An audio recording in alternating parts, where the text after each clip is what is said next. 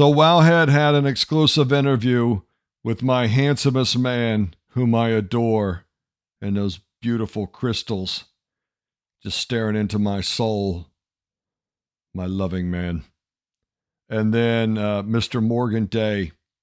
And they came in here and addressed a lot of topics, and I wanted to throw my hat in the ring on some of this stuff. So from the top, they start with raiding. I don't raid, and I can't really give any thoughts on private auras. I don't care. I'm just going to download whatever add-ons work, and we'll work from there. Raiding participation has dropped off over the years for a host of reasons. If you want raiding to come back and you want your raiding community to grow, you need to add in a solo queue option. That's the fix. You need to be able to queue up for a raid with a bunch of people, hop in there and do it. And you can just have it so that you have to complete one tier before you move on to the next. So first you clear LFR, then you're able to queue for normal, and then you're able to queue for heroic. Your population has gotten older.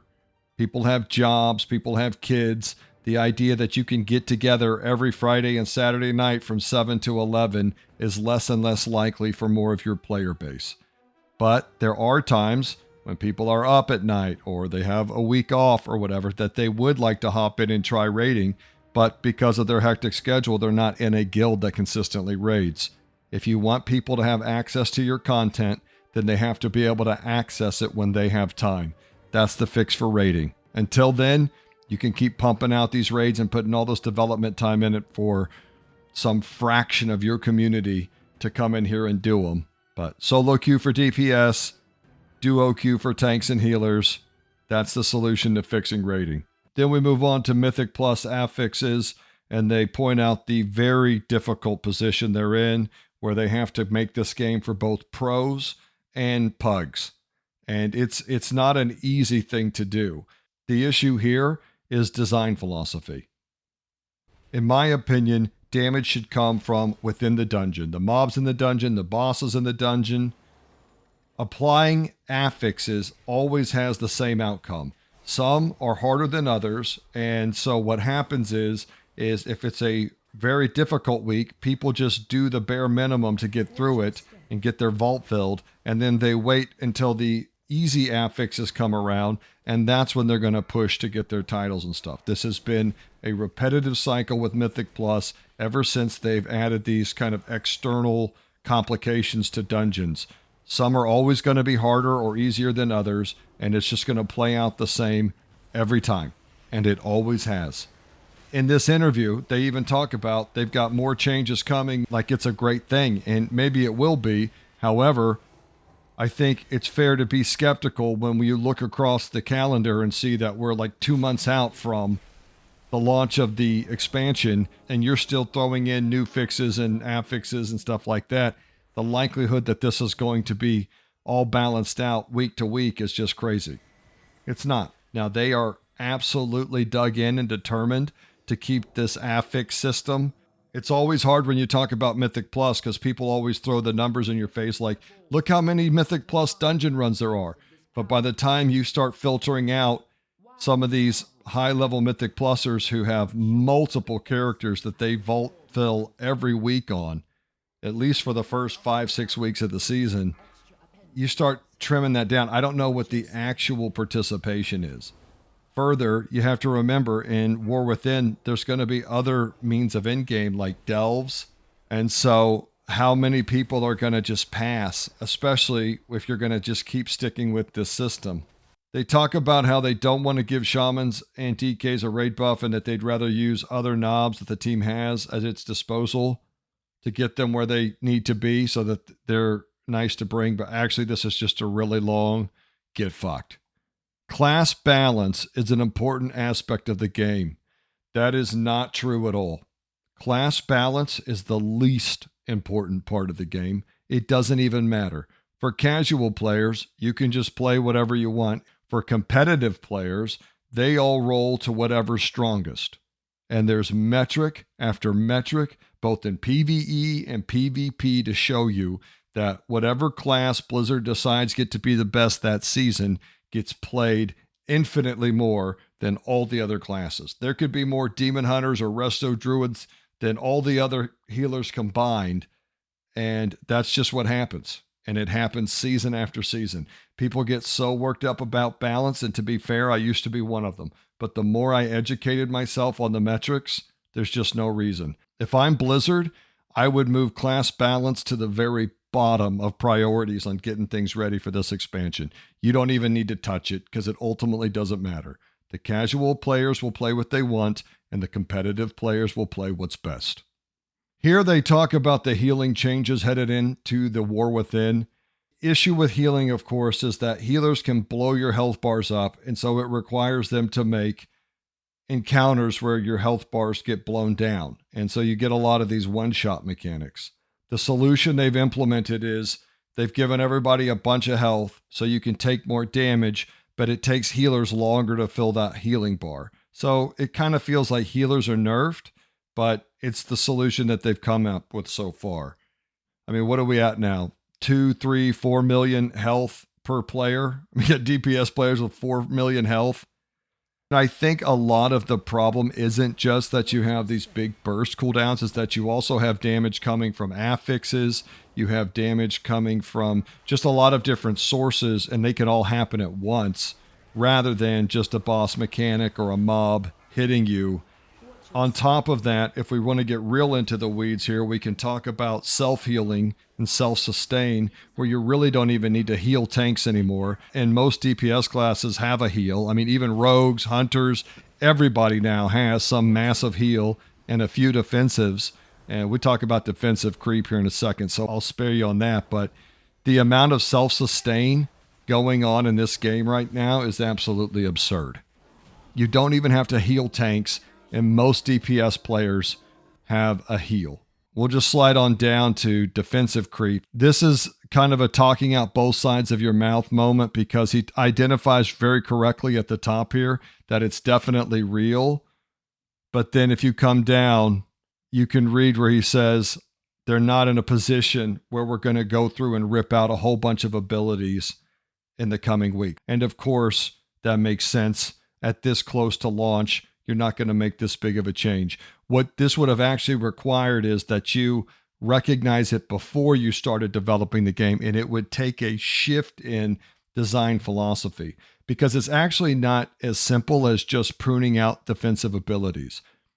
On the PvE side, the gap between DPS players who use their defensives and don't is so dramatic that at the highest level of keys, you have the situation where healers aren't even needed a lot of the time, because the players are so good about cycling through their defensives and all their abilities that they have enough self-sustain that they can complete a lot of these encounters just through their skill and understanding of the class.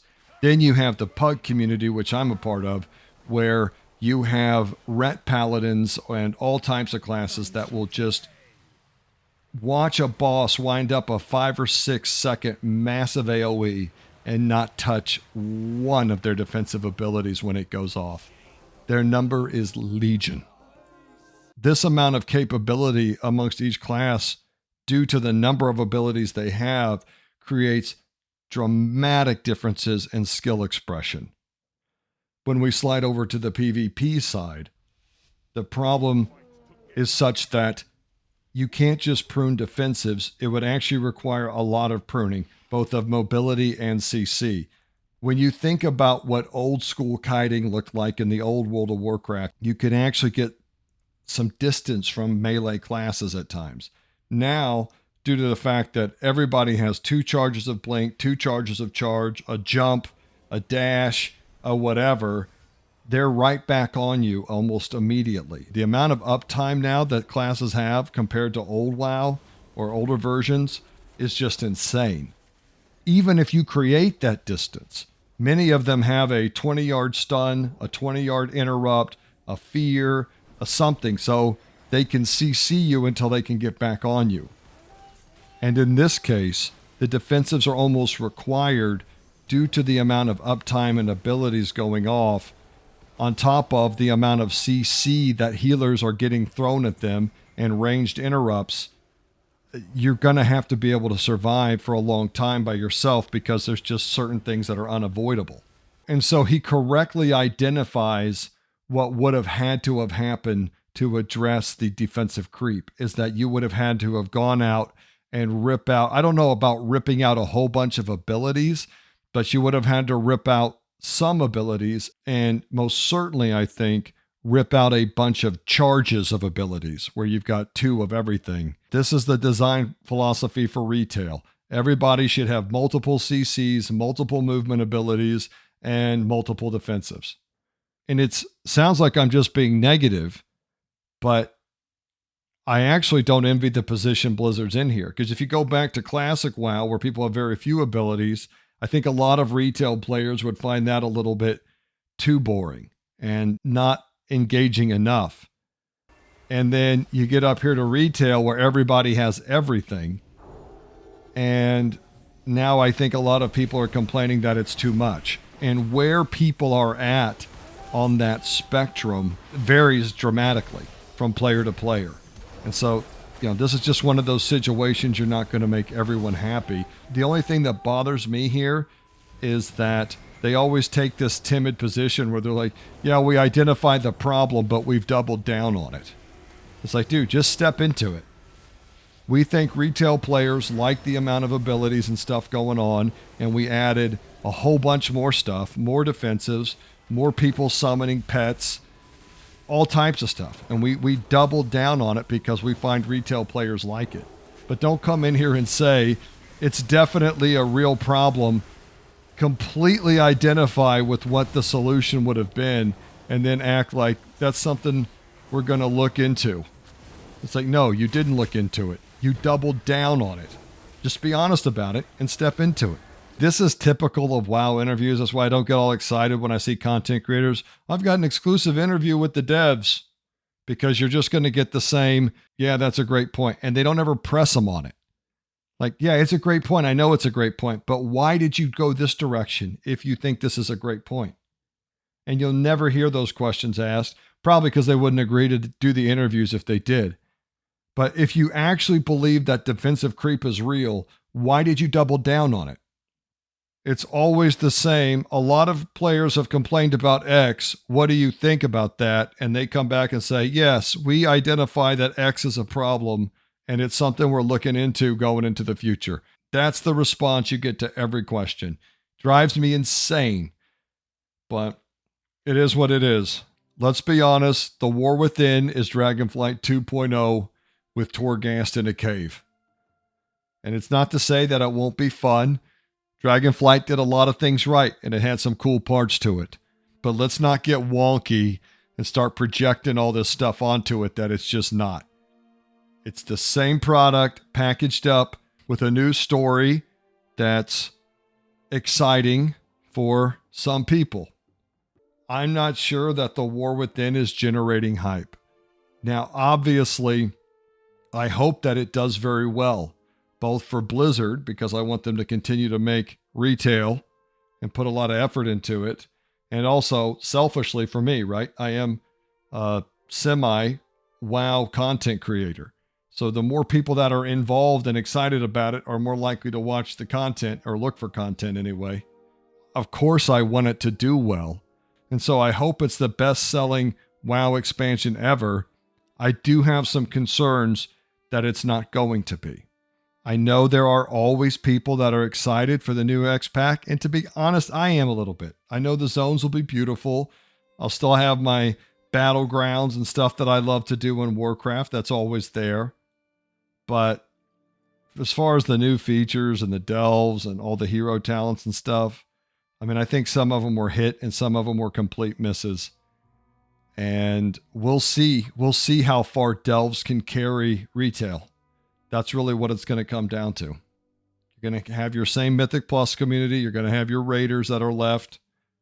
And you're always going to have that 10 to 15% of the PvP community like me that's just never going to quit until we're forced to. The good news is I've heard that the beta numbers were through the roof. I don't know. I see a lot both ways. There's people that are very excited, but I will tell you there's a lot of people saying stuff like this. And we'll just have to see. We're very close to opening that shiny new box. and I will be there every step of the way with you, my beautiful Oklahoma gang. Talk to you soon. Oklahoma out.